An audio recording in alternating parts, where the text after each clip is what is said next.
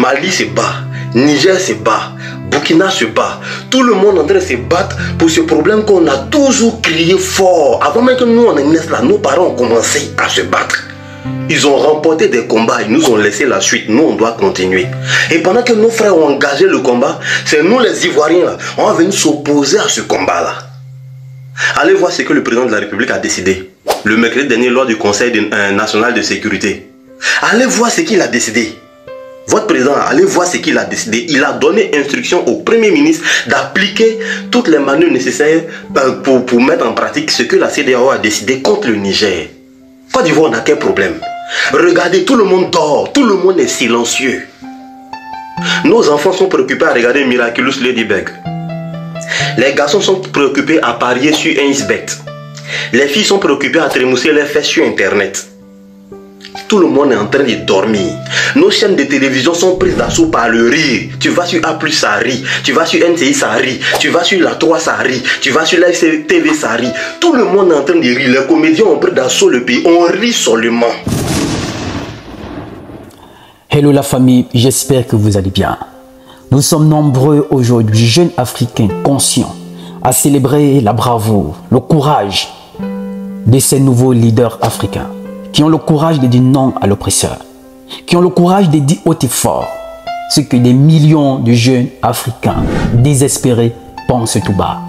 Nous sommes nombreux à célébrer le leadership et charisme dont font preuve cette nouvelle génération qui a décidé de prendre son destin en main, en disant non à ceux-là qui nous ont toujours oppressés, qui n'ont pour seule volonté que de nous maintenir dans cette position d'extrême pauvreté pour assurer leur train de vie et nous regarder du haut avec beaucoup de mépris.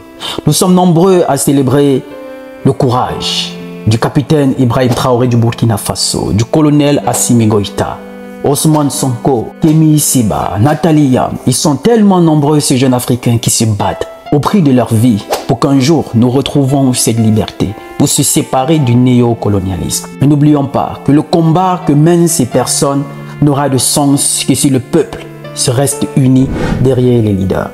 Parce que le combat que mènent ces leaders aujourd'hui, ils ne sont pas les premiers. Nos grands-parents ont toujours mené ce combat. Mais malheureusement parce que le peuple n'était pas derrière eux. Malheureusement parce qu'on ne les a pas accompagnés. Malheureusement parce qu'on nous a toujours manipulés pour nous séparer. Ils se sont retrouvés tous assassinés. La liste, elle est tellement longue. Le capitaine Thomas Sankara, on est passé par ses propres semblables pour lui ôter la vie, pour mettre fin à son combat.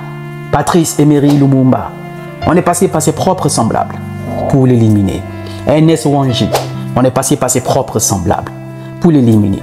La liste, elle est tellement longue que je ne pourrais pas tout citer. Récemment, c'est sous nos yeux que le guide libyen, le colonel Muammar Kadhafi, on a vu de quelle façon il a été ôté à la vie. Le seul crime qu'avaient commis ces leaders, c'est de vouloir une liberté pour nous tous. C'est de vouloir se séparer du néocolonialisme, se séparer de cette politique qui ne les arrangeait pas. Parce que pour eux, ils trouvaient cela inconcevable, qu'un seul pays puisse décider de l'avenir de plus de 14 pays en Afrique. Alors ces leaders se sont levés, mais malheureusement, ils ont été assassinés.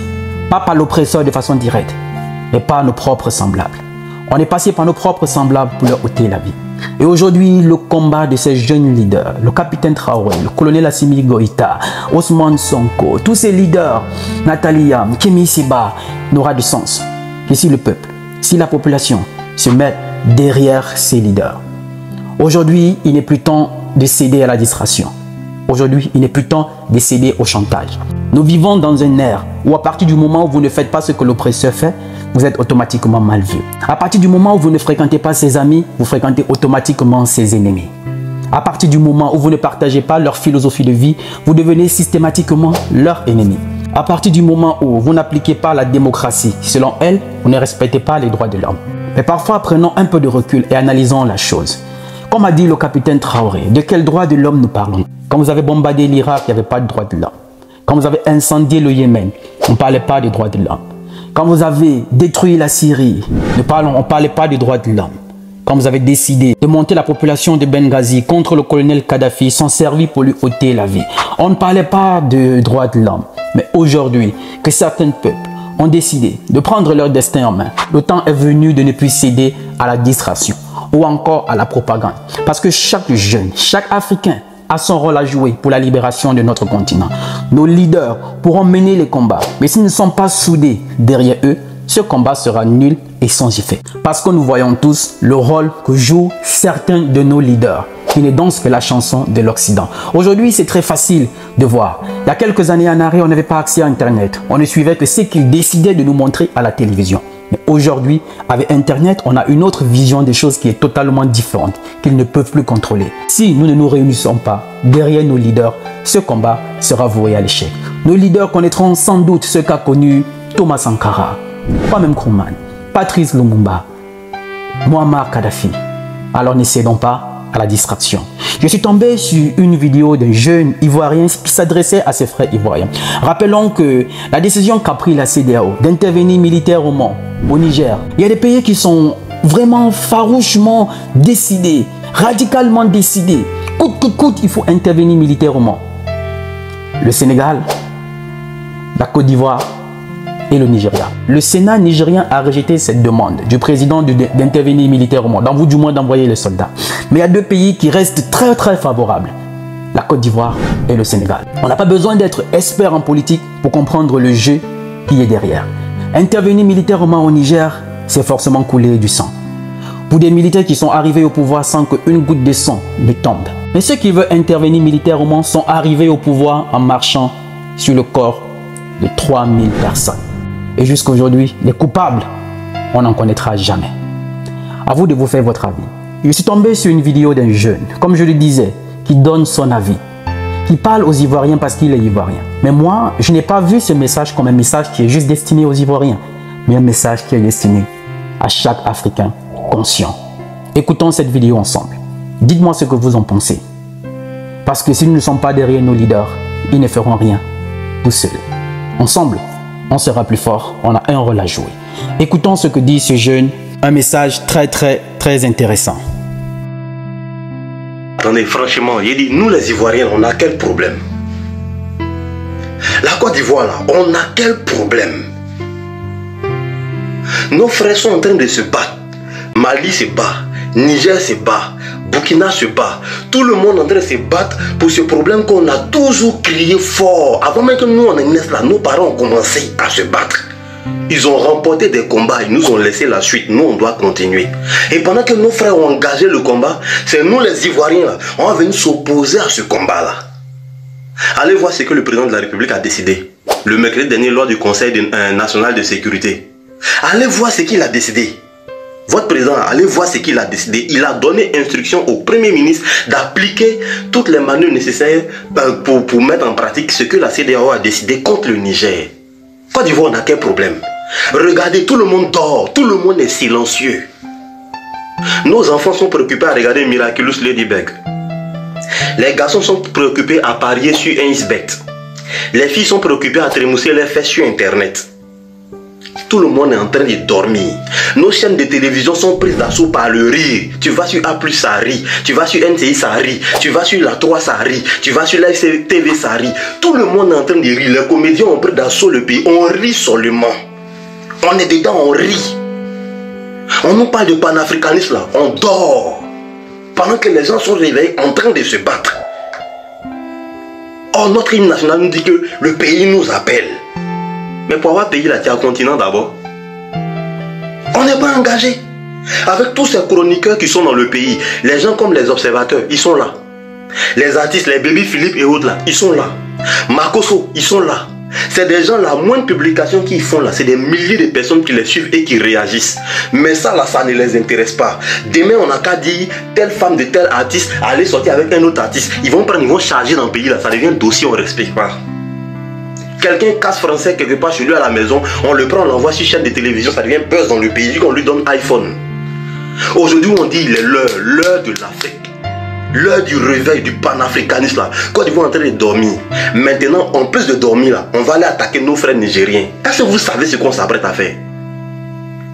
C'est même pas de la question, n'est même pas de dire que militairement on est équipé ou on n'est pas équipé. On n'a pas à le faire. Parce que si on s'en va, on nous dit de prendre les armes pour aller attaquer nos propres frères. Nous, on n'a qu'à prendre armes. Nous, frères africains, on n'a qu'à prendre armes pour aller tuer autres africains. C'est pas ce qu'ils ont fait dans le passé avec nos parents en contraignant d'autres à tirer sur d'autres. C'est pas ce qu'ils ont fait. Maintenant, quand nous on prend arme et puis on tue nos frères là, qui règne à la fin? Si nous, Côte d'Ivoire, on a le malheur d'ajouter, en plus de ce qu'on a comme pression, ce que les Français nous font, pas qu'on faut augmenter, non, ce que les Français nous font subir, la vie devient difficile, devient chère. On a le malheur d'ajouter à cela la haine sous-régionale, c'est-à-dire que nos frères africains, après ça, nous portent en haine, nous détestent parce qu'on a pris arme pour les combattre. C'est pas l'heure on va lire, c'est le date même on va lire. C'est quel pays? Tout le monde dort, ça dort, on s'en fout. Ils attendent, ça n'a qu'à passer, ils vont les remplir palais de la culture pour faire la 4000 places. On dit son concert a marché. Ivoiriens, réveillons-nous. Allez-y lire ce que la note qui est sortie, ce que le porte-parole du gouvernement a dit. Allez-y lire. Nous, on n'a qu'à attaquer le Niger. Ça là, c'est pas un combat politique. C'est pas une question de parti politique. C'est une question de race. C'est une question d'authenticité raciale. C'est une question de preuve raciale. C'est une question d'existence, comme le président Gbagbo le disait. Quand on passe là, on n'a qu'à dire au moins voici un homme qui passe. L'affirmation raciale, continentale, nous prendre en main, prendre notre destin en main. C'est dans ça on est arrivé. On murmure toujours dans nos maisons, dans nos quartiers, dans nos causeries là. L'Afrique souffle là. C'est arrivé. Et nous les Ivoiriens en train de dormir. J'ai quand même pris un poil à attaquer le Niger. Allez-y les attaquer. Ne vous réveillez pas, hein. Allez-y les attaquer. Ivoiriens, réveillons-nous. Je vous laisse donner votre avis en commentaire. Aujourd'hui, on n'a plus besoin d'avoir un doctorat en sciences politiques, en stratégie géopolitique pour comprendre le rôle que jouent certains leaders à la tête des États.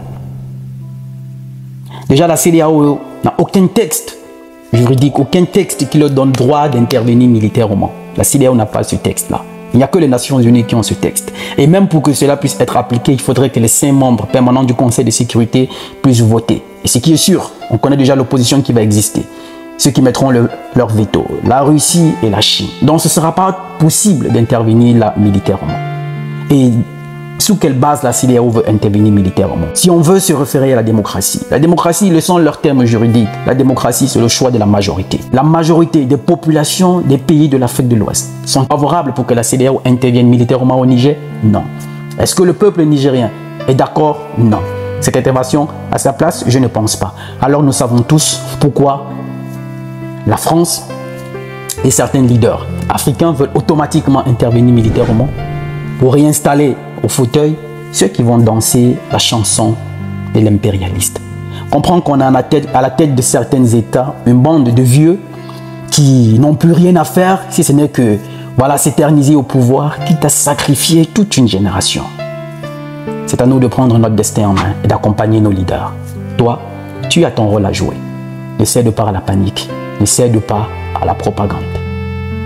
Unissons-nous derrière nos leaders et défendons ce qui nous reste. Comme disait le président Gbagbo, il faut bien que quand tu passes, qu'on dise que voilà un homme qui est passé. À chacun de se faire son idée de ce que pense ce jeune dans cette vidéo que pour moi, je pense n'est pas juste adressée aux Ivoiriens, mais aux Africains en général. Dis-moi ce que tu en penses. Laisse-moi ton avis en commentaire. Je suis Roland Campbell, ton frère. Salut!